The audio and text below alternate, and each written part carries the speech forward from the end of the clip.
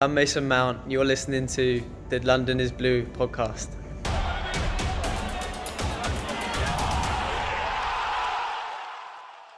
What is up, Chelsea fans? Coming at you with a match reaction of the Leicester match today for Chelsea. This isn't a match review. We will do that via the podcast per usual later tonight, but I wanted to go ahead and react to a few things that happened in this match. So, to set the stage, what was this? This was the home opener at Stamford Bridge for Frank Lampard. So if you don't, go follow We Are The Shed on Twitter. And Instagram. They were showing off what they were doing in preparation for this match, going all the way back to Saturday. They put in multiple hours of preparation for banners, for tifos, just a ton of stuff. Credit to them and their team for putting that together.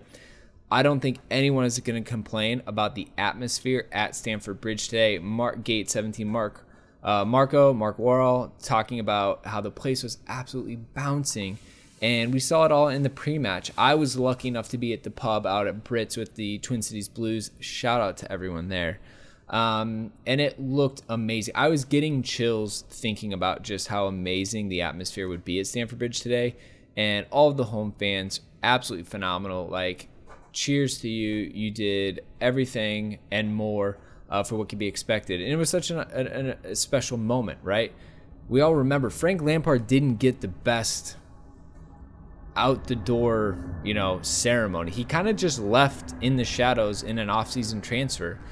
He ended up coming back, we all know, with Manchester City. Not exactly the circumstances you want to kind of have to cheer a man as he scores to beat you, but the fans did it because we know how important Super Frankie Lampard is to this club. So with that being said, a momentous occasion for him.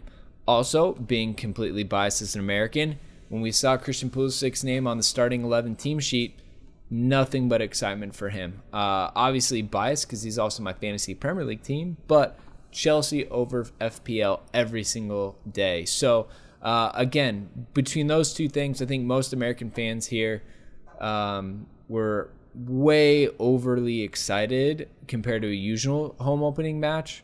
And then you kind of add some more context. We've got thrashed by Manchester United away, had a really good performance against Liverpool in Istanbul midweek, but again, went 120 minutes midweek against one of the best teams in England, the former Champions League winners. I mean, it was going to take so much out of us, and Leicester, they get a full week of training, they get a full week of recovery.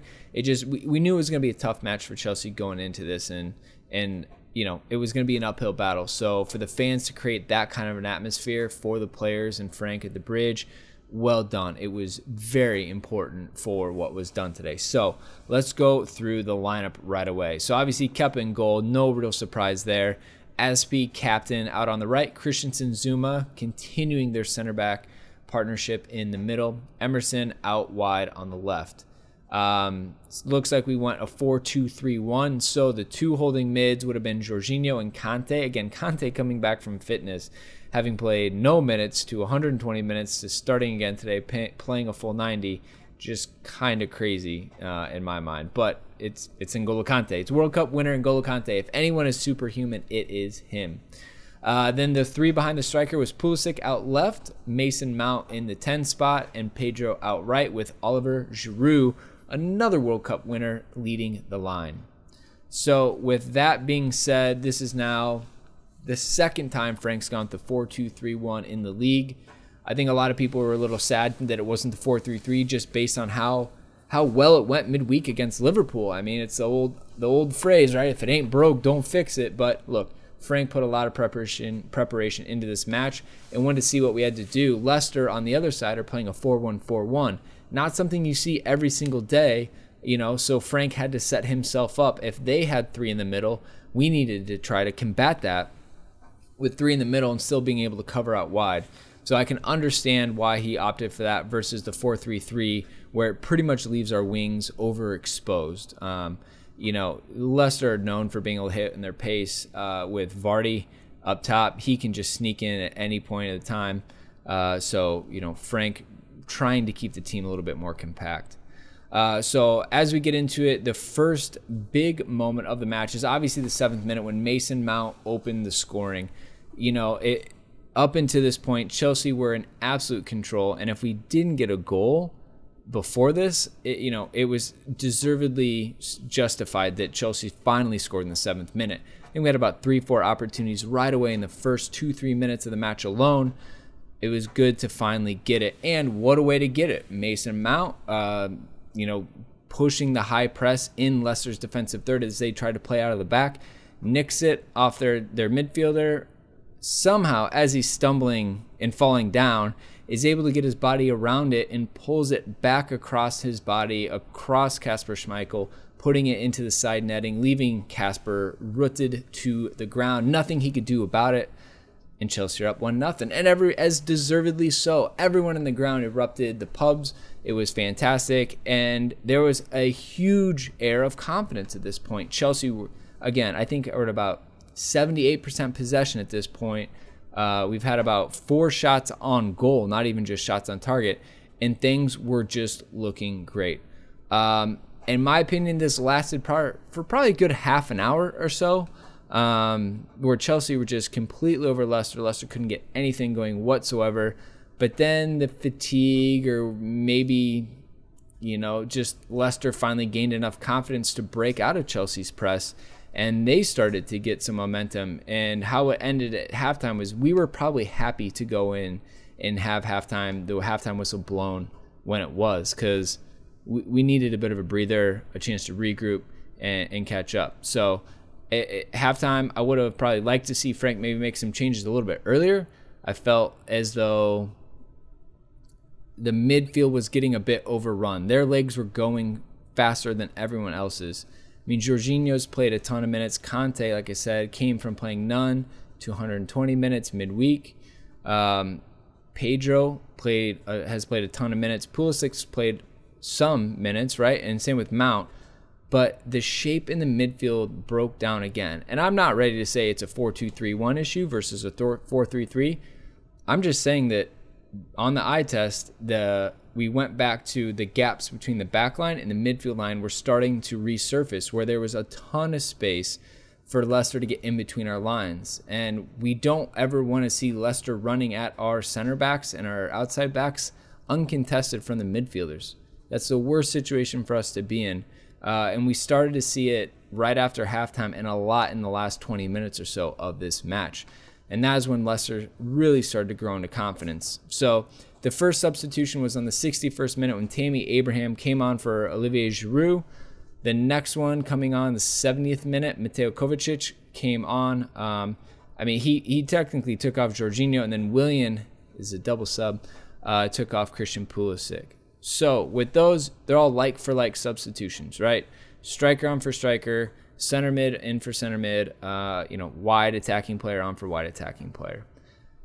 Unfortunately for Willian, these are his first minutes of the season. He looked like he came out with a lot of energy, but look, the final product wasn't there. I'm not ready to push him out of the club like I think some other people on Twitter are, but it was not a great first showing at all.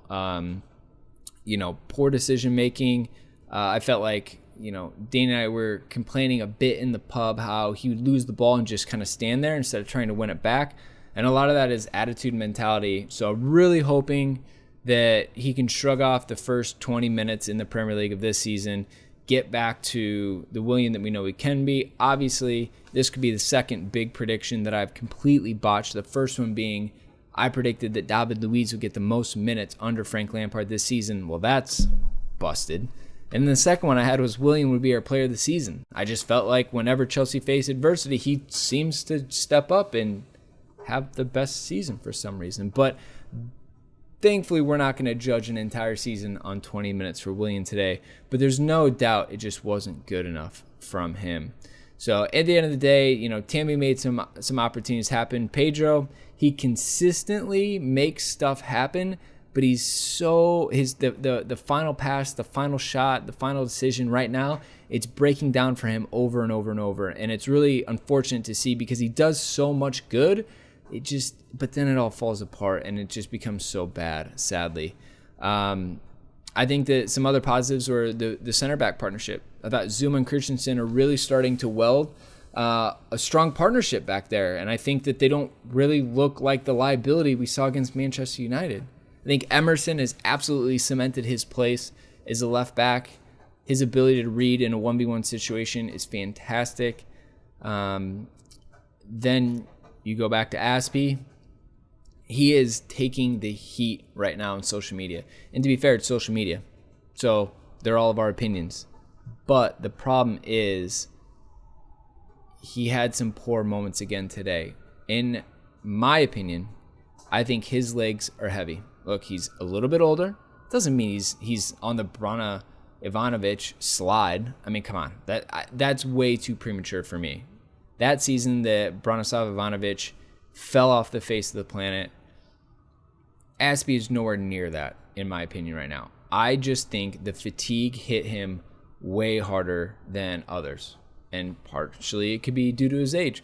Is that a problem that Aspie can't play more than one game a week? No. Frank needs to manage it.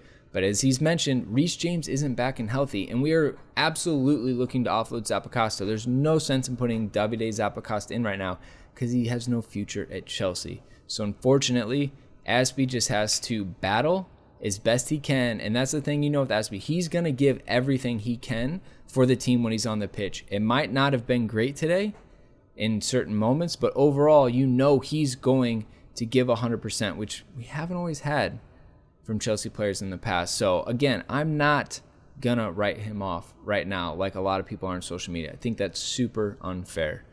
Christian Pulisic, I'd say a bit of a quiet day. He was involved in some things, not as much in others. Got a few unfortunate knocks to his ankle. Ankles are a weak point, and that sucks if it's gonna potentially knock him out for a little bit of time. But he always continued to play on. I thought that was a good sign. From Olivier Giroud's standpoint, he had a good game. I think that he did really well to lay the ball off to the front three that were running in off of him, and that's exactly what we expect to see from Giroud, going forward. So, all in all, I thought Frank's decisions in game were okay. I just would have liked to have seen subs earlier in the match. I, in my opinion, a lot of what went wrong today is down to fatigue, if I'm being completely honest. I don't think it was mismanagement from Frank. I don't think it was the players not playing well enough to play 90 minutes and getting thrashed against United to playing 120 minutes and traveling to Turkey and back midweek. I'm sure it was hot. It was definitely late at night there when they were playing and they had to come back. That takes a lot out of players. And then for them to have to get ready and go again, it's not an easy thing for Chelsea, for these players to have to do. But at the end of the day, I think that they poured their heart and souls out.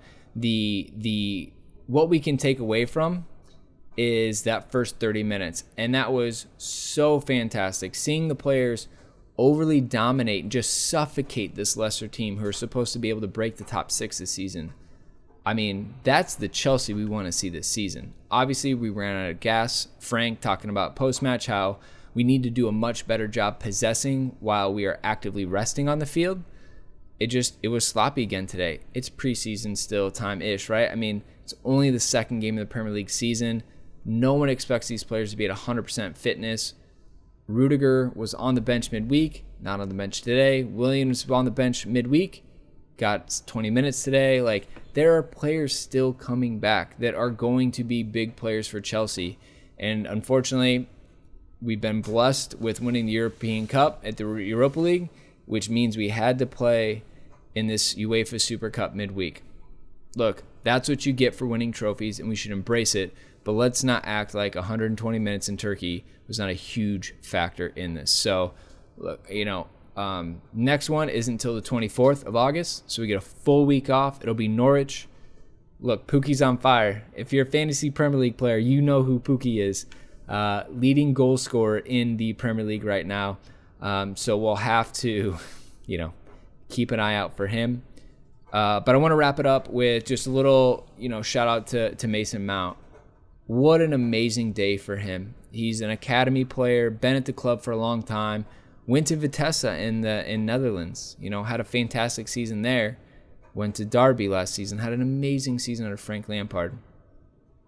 This is a huge step for him, and he looks to be taking it flawlessly. It's early days, but the fact is, I believe Frank put him in over Ross Barkley today because he believes that much in him. And I think that Mason is taking this opportunity and running with it so much better than a lot of other academy graduates have in the past.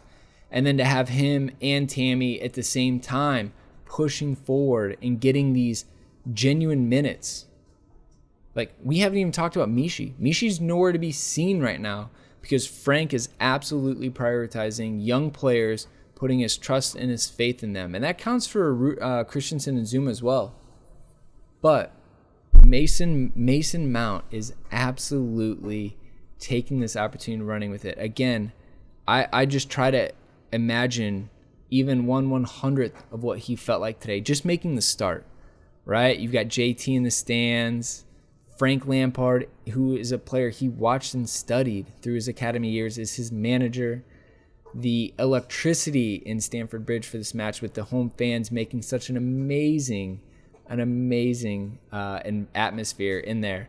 And then for him to go and get that goal in the 7th minute, look, he's going to be disappointed we didn't get all 3 points, but what a debut in front of the Chelsea faithful for Mason Mount. I'm so happy for him that he was able to go out and just live his dreams. Honestly, that is every player's dream to be able to go and do something like that, and he's been able to live it. So again, Mason, he tweeted this after the match: "Unbelievable feeling to score my first goal for Chelsea FC on my home debut. What dreams are made of. Shame to come away with just a point, but we'll keep working and come back stronger." This kid's mentality is fantastic. I'm so excited to watch him grow this season, and I hope for nothing but the best.